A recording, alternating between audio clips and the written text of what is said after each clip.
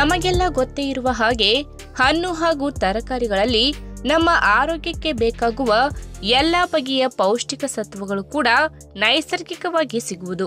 ಹೀಗಾಗಿ ನಾವು ಇಂತಹ ತರಕಾರಿಗಳನ್ನು ಹಾಗೂ ಹಣ್ಣುಗಳನ್ನು ದೈನಂದಿನ ಆಹಾರ ಕ್ರಮದಲ್ಲಿ ಅಳವಡಿಸಿಕೊಂಡು ಆರೋಗ್ಯವನ್ನು ಕಾಪಾಡಿಕೊಂಡು ಹೋಗುತ್ತೇವೆ. ಇನ್ನು ತರಕಾರಿಗಳ ವಿಷಯದಲ್ಲಿ ಹೇಳುವುದಾದರೆ, ನೈಸರ್ಗಿಕವಾಗಿ ಸಿಗುವ ಎಲ್ಲ ಬಗೆಯ ತರಕಾರಿಗಳು ಆರೋಗ್ಯಕ್ಕೆ ತುಂಬಾನೇ ಒಳ್ಳೆಯದು.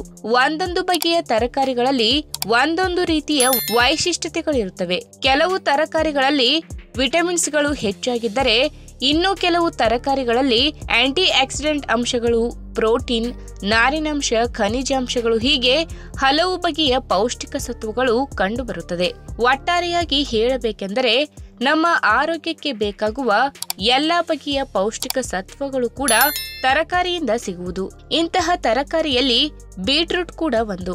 ಹಾಗಾದ್ರೆ ಬನ್ನಿ, ಬೀಟ್ರೂಟ್ ನಲ್ಲಿ ಅಡಗಿರುವ ಆರೋಗ್ಯಕಾರಿ ಪ್ರಯೋಜನಗಳ ಬಗ್ಗೆ ಇವತ್ತಿನ ವಿಡಿಯೋ ಮುಖಾಂತರ ತಿಳಿದುಕೊಳ್ಳೋಣ. ಅದಕ್ಕಿಂತ ಮುಂಚೆ ನೀವಿನ್ನು ನನ್ನ ಚಾನೆಲ್ಗೆ ಸಬ್ಸ್ಕ್ರೈಬ್ ಆಗಿಲ್ಲ ಅಂದ್ರೆ ಪ್ಲೀಸ್ ಸಬ್ಸ್ಕ್ರೈಬ್ ಮಾಡ್ಕೊಳ್ಳಿ, ಹಾಗೆ ಪಕ್ಕದಲ್ಲೇ ಇರುವಂತಹ ಬೆಲ್ ಐಕನ್ ನ ಕ್ಲಿಕ್ ಮಾಡಿ. ಆಧುನಿಕ ಜೀವನದಲ್ಲಿ ಅತಿಯಾದ ಒತ್ತಡದಿಂದ ಕಾಡುವಂತಹ ಪ್ರಮುಖ ಸಮಸ್ಯೆ ಎಂದರೆ ಅದು ಅಧಿಕ ರಕ್ತದೊತ್ತಡ.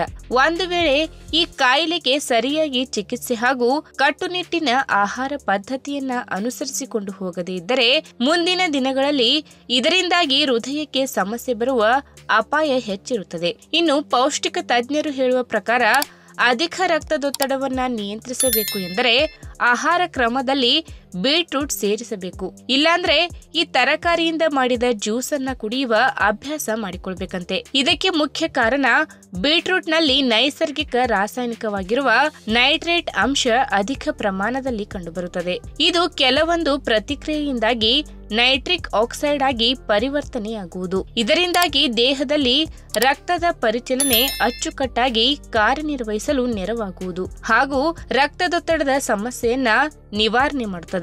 ಇನ್ನು ಸಾಮಾನ್ಯವಾಗಿ ಮನುಷ್ಯನಿಗೆ ಉರಿಯೂತ ಸಮಸ್ಯೆಗಳು ದೀರ್ಘಕಾಲದವರೆಗೆ ಕಾಡುವುದರಿಂದ ಆತನ ಆರೋಗ್ಯ ವ್ಯವಸ್ಥೆ ಹದಗೆಡುತ್ತಾ ಹೋಗುತ್ತದೆ. ಇಂತಹ ಸಮಸ್ಯೆಗಳು ಯಾವುದೇ ಬಗೆಯ ಕಣ್ಣಿಗೆ ಕಾಣುವಂತಹ ರೋಗ ಲಕ್ಷಣಗಳನ್ನ ತೋರಿಸುವುದಿಲ್ಲ. ಹೀಗಾಗಿ ಕೆಲವೊಮ್ಮೆ ಈ ಉರಿಯೂತ ಸಮಸ್ಯೆಗಳನ್ನ ಕಂಡುಹಿಡಿಯಲು ವೈದ್ಯರಿಗೂ ಕೂಡ ಬಹಳಷ್ಟು ಕಷ್ಟವಾಗುತ್ತದೆ. ಒಂದು ವೇಳೆ ನಿಮಗೂ ಕೂಡ ಇಂತಹ ಉರಿಯೂತ ಸಮಸ್ಯೆಗಳು ಪದೇ ಪದೇ ಕಾಡುತ್ತಿದ್ದರೆ ತಮ್ಮ ದೈನಂದಿನ ಆಹಾರ ಕ್ರಮದಲ್ಲಿ ಬೀಟ್ರೂಟ್ ಬಳಸುವುದನ್ನ ಅಭ್ಯಾಸ ಮಾಡಿಕೊಳ್ಳಿ. ಯಾಕೆಂದ್ರೆ ಈ ತರಕಾರಿಯಲ್ಲಿ ಕಂಡುಬರುವ ನೈಸರ್ಗಿಕ ರಾಸಾಯನಿಕವಾಗಿರುವ ಬೀಟಾ ಲೈನ್ಸ್ ಮತ್ತು ನೈಟ್ರೇಟ್ ಅಂಶಗಳು ಉರಿಯೂತಕ್ಕೆ ಕಾರಣವಾಗಿರುವ ಫ್ರೀ ರ್ಯಾಡಿಕಲ್ಸ್ ವಿರುದ್ಧ ಹೋರಾಡುವಲ್ಲಿ ಪ್ರಮುಖ ಪಾತ್ರ ವಹಿಸುತ್ತದೆ. ಇನ್ನು ಸಕ್ಕರೆ ಕಾಯಿಲೆ ಅಥವಾ ಮಧುಮೇಹ ಇರುವ ರೋಗಿಗಳ ಮನಸ್ಸಿನಲ್ಲಿ ಒಂದು ಭಾವನೆ ಭದ್ರವಾಗಿ ಬೇರೂರಿದೆ.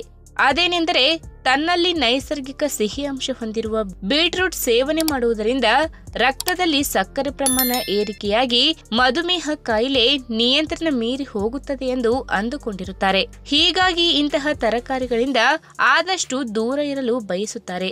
ಆದರೆ ನಿಯಮಿತವಾಗಿ ಬೀಟ್ರೂಟ್ ಸೇವನೆ ಮಾಡುವುದರಿಂದ ಅವರು ಅಂದುಕೊಂಡ ಹಾಗೆ ಏನೂ ಆಗುವುದಿಲ್ಲ. ಇದರಿಂದ ಮಧುಮೇಹಿಗಳಿಗೆ ಸಾಕಷ್ಟು ಪ್ರಯೋಜನಗಳಿವೆ. ನಿಮಗೆ ಗೊತ್ತಿರಲಿ, ಬೀಟ್ರೂಟ್ ನಲ್ಲಿ ನೈಸರ್ಗಿಕವಾಗಿ ಸಿಗುವ ಸಕ್ಕರೆ ಅಂಶ ಹಾಗೂ ಅಧಿಕ ಪ್ರಮಾಣದಲ್ಲಿ ನಾರಿನಾಂಶ ಕೂಡ ಬರುತ್ತದೆ. ಅಷ್ಟೇ ಅಲ್ಲದೆ ಈ ತರಕಾರಿಯಲ್ಲಿ ಪೊಟ್ಯಾಷಿಯಂ ಮತ್ತು ಪೋಲೇಟ್ ಅಂಶದ ಜೊತೆಗೆ ನೈಸರ್ಗಿಕ ರಾಸಾಯನಿಕ ಅಂಶವಾಗಿರುವ ನೈಟ್ರೇಟ್ ಅಂಶ ಕೂಡ ಯಥೇಚ್ಛವಾಗಿ ಸಿಗುವುದರಿಂದ ಸಕ್ಕರೆ ಕಾಯಿಲೆಯನ್ನ ನಿಯಂತ್ರಣ ಮಾಡುವಲ್ಲಿ ಒಂದು ಒಳ್ಳೆಯ ತರಕಾರಿ ಎನ್ನುವುದರಲ್ಲಿ ಎರಡು ಮಾತಿಲ್ಲ. ಅಷ್ಟೇ ಅಲ್ಲದೆ ಜೀರ್ಣಾಂಗ ವ್ಯವಸ್ಥೆ ಚೆನ್ನಾಗಿರಬೇಕೆಂದರೆ ನಾವು ಪ್ರತಿದಿನ ಸೇವನೆ ಮಾಡುವ ಆಹಾರದಲ್ಲಿ ಕರಗುವ ನಾರಿನಾಂಶದ ಪ್ರಮಾಣ ಅಧಿಕ ಪ್ರಮಾಣದಲ್ಲಿ ಇರಬೇಕು. ಇದರಿಂದ ಮಲಬದ್ಧತೆ ಹಾಗೂ ಅಜೀರ್ಣ ಸಮಸ್ಯೆಗಳು ದೂರವಾಗಿ ಜೀರ್ಣಕ್ರಿಯೆ ಪ್ರಕ್ರಿಯೆ ಸರಾಗವಾಗಿ ನಡೆಯಲು ನೆರವಾಗುತ್ತದೆ. ಇನ್ನು ಬೀಟ್ರೂಟ್ ನಲ್ಲಿ ಉತ್ತಮ ಪ್ರಮಾಣದ ಕರಗದ ಮತ್ತು ಕರಗುವ ನಾರಿನಾಂಶ ಕಂಡು ಬರುವುದರಿಂದ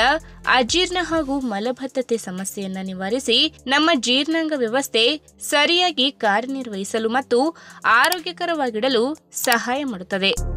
ನಾವು ದಿನನಿತ್ಯ ಬಳಸುವ ತರಕಾರಿಗಳು ನಮ್ಮ ಆರೋಗ್ಯಕ್ಕೆ ಸಾಕಷ್ಟು ಪ್ರಯೋಜನಗಳನ್ನು ನೀಡುತ್ತವೆ. ಕೆಲವು ತರಕಾರಿಗಳನ್ನು ಸೇವಿಸುವುದಿಲ್ಲ. ಇದರಿಂದ ಸಾಕಷ್ಟು ಪ್ರಮಾಣದ ಪೋಷಕಾಂಶಗಳು ದೊರೆಯದೇ ಇರಬಹುದು. ಅದಕ್ಕೆ ಮನೆಯಲ್ಲಿ ಹೇಳುವುದು ಎಲ್ಲಾ ರೀತಿಯ ತರಕಾರಿಗಳನ್ನ ತಿನ್ನಬೇಕು ಎಂದು. ಆರೋಗ್ಯಕ್ಕೆ ಸಾಕಷ್ಟು ಪ್ರಯೋಜನ ನೀಡುವ ತರಕಾರಿಗಳ ಪಟ್ಟಿಯಲ್ಲಿ ಪಡವಲಕಾಯಿ ಕೂಡ ಒಂದು. ಇತ್ತೀಚಿನ ಸಾಕಷ್ಟು ಜನರಿಗೆ ಈ ಪಡವಲಕಾಯಿ ಎಂದರೆ ಏನು ಎಂತಲೇ ಗೊತ್ತಿರುವುದಿಲ್ಲ. ಹಾವಿನಂತೆ ಕಾಣುವ ಈ ತರಕಾರಿಯನ್ನ ನೋಡಿ ಮೂಗು ಮುರಿಯುವವರೇ ಹೆಚ್ಚು.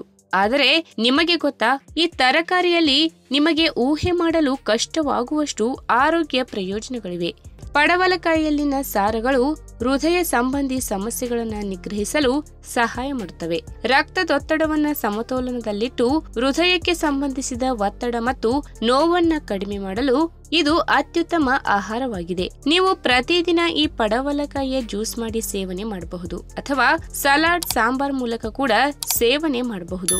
ಇನ್ನು ಪಡವಲಕಾಯಿ ಮಲಬದ್ಧತೆಗೆ ಉತ್ತಮ ಚಿಕಿತ್ಸೆಯನ್ನ ನೀಡುತ್ತದೆ. ಗ್ಯಾಸ್ಟ್ರಿಕ್ ಅಥವಾ ಆಸಿಡಿಟಿಯಿಂದ ಹೊಟ್ಟೆ ಭಾರವಾಗಿದ್ದರೆ ಅದನ್ನು ನಿವಾರಿಸಿ ಹೊಟ್ಟೆಯುಬ್ಬರ ನೋವನ್ನು ಕಡಿಮೆ ಮಾಡುತ್ತದೆ. ಅಲ್ಲದೆ ಆಹಾರ ಜೀರ್ಣವಾಗದೆ ಮಲಬದ್ಧತೆ ಸಮಸ್ಯೆಯಾಗಿದ್ದರೆ ನಿಮ್ಮ ಕರುಳಿನ ಚಲನೆಯನ್ನ ಸುಧಾರಿಸಿ ಮಲ ವಿಸರ್ಜನೆಯನ್ನು ಸುಲಭಗೊಳಿಸುತ್ತದೆ. ನೀವು ಪ್ರತಿದಿನ ಬೆಳಿಗ್ಗೆ 1 ರಿಂದ 2 ಚಮಚ ಪಡವಲಕಾಯಿ ರಸವನ್ನ ಸೇವನೆ ಮಾಡಿದರೆ ಹೊಟ್ಟೆ ಸಮಸ್ಯೆ ನಿವಾರಣೆಯಾಗಿ ದೇಹಕ್ಕೆ ಆರಾಮದಾಯಕ ಅನುಭವ ಸಿಗುತ್ತದೆ. ಇನ್ನು ಸಾಮಾನ್ಯವಾಗಿ ಮಧುಮೇಹ ಇದ್ದವರಿಗೆ ಅದನ್ನು ಸೇವಿಸಬಾರದು, ಇದನ್ನು ಸೇವಿಸಬಾರದು ಎನ್ನುತ್ತಾರೆ. ಆದರೆ ಪಡವಲಕಾಯಿ ಮಧುಮೇಹಿಗಳಿಗೆ ಉತ್ತಮ ಆಹಾರವಾಗಿದೆ. ಟೈಪ್ 2 ಡಯಾಬಿಟಿಸ್ ಇರುವವರಿಗೆ ಈ ತರಕಾರಿ ಉತ್ತಮವಾಗಿದೆ.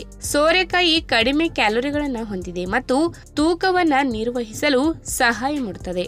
ರಕ್ತದಲ್ಲಿನ ಸಕ್ಕರೆ ಮಟ್ಟವನ್ನ ಸಮತೋಲನದಲ್ಲಿರಿಸಿ ಮಧುಮೇಹವನ್ನ ನಿಯಂತ್ರಿಸಲು ಪಡವಲಕಾಯಿ ಸಹಕಾರಿಯಾಗಿದೆ. ಇನ್ನು ಕಣ್ಣು ಉಗುರುಗಳೆಲ್ಲ ಹಳದಿಯಾಗುವ ಜಾಂಡಿಸ್ ಅಥವಾ ಕಾಮಾಲೆಗೆ ಪಡವಲಕಾಯಿ ಉತ್ತಮ ಆಹಾರವಾಗಿದೆ. ಅಲ್ಲದೆ ಕಾಮಾಲೆಯಾದಾಗ ಪಥ್ಯ ಮಾಡುವ ಅಗತ್ಯವಿರುತ್ತದೆ. ಹೀಗಾಗಿ ಕಾಮಾಲೆ ಚಿಕಿತ್ಸೆಗಾಗಿ ಪಡವಲಕಾಯಿಯ ಎಲೆಗಳನ್ನು ಕೊತ್ತಂಬರಿ ಸೊಪ್ಪಿನೊಂದಿಗೆ ಸೇವಿಸಿ. ನೀವು ದಿನಕ್ಕೆ 3 ಬಾರಿ ಈ ಮನೆಮದ್ದನ್ನ ವೈದ್ಯರ ಸಲಹೆಯೊಂದಿಗೆ ಸೇವನೆ ಮಾಡಿದರೆ ಕಾಮಾಲೆಗೆ ಚಿಕಿತ್ಸೆ ನೀಡಲು ಸಹಾಯ ಮಾಡುತ್ತದೆ. ಇನ್ನು ಪಡವಲಕಾಯಿ ಕಡಿಮೆ ಕ್ಯಾಲೋರಿಗಳನ್ನ ಹೊಂದಿರುತ್ತದೆ ಮತ್ತು ಕೊಬ್ಬಿನ ಅಂಶವನ್ನ ಹೊಂದಿರುವುದಿಲ್ಲ. ಹೀಗಾಗಿ ಇದು ತೂಕ ನಿರ್ವಹಣೆಯಲ್ಲಿ ಸಹಾಯ ಮಾಡುತ್ತದೆ. ಏಕೆಂದರೆ ಇದು ನೀರು ಮತ್ತು ನಾರಿನ ಜೊತೆಗೆ ಪ್ರಮುಖ ಪೋಷಕಾಂಶಗಳನ್ನ ಹೊಂದಿರುತ್ತದೆ.